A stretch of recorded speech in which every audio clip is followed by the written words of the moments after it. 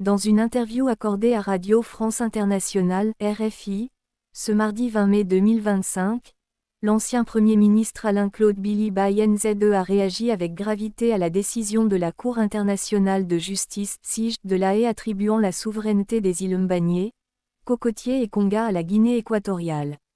Une décision qu'il qualifie de « catastrophe » et d'« amputation d'un membre » pour le Gabon.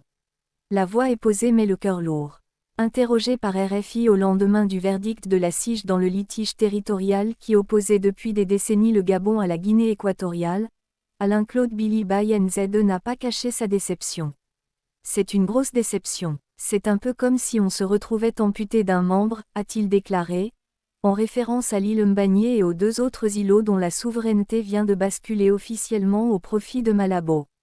La Convention de Bata, un point d'achoppement. Au cœur de la controverse juridique, un document que la partie gabonaise considérait depuis toujours comme son principal titre juridique, la Convention de Bata de 1974. Sauf que, selon les juges de la CIJ, cette convention ne constitue pas un traité au sens du droit international. Pire encore, le Gabon n'a pu présenter qu'une photocopie du document, l'original étant introuvable. Une faiblesse notoire dans la stratégie juridique de l'État gabonais que Bilibayenze ne nie pas. Certainement que si c'est cela qui a été dit, ça a pu affaiblir la position du Gabon, concède-t-il, tout en réclamant des explications claires de la part des autorités actuelles sur la manière dont le dossier a été instruit et défendu. Mbagné n'est pas une île occupée, c'est une île gabonaise.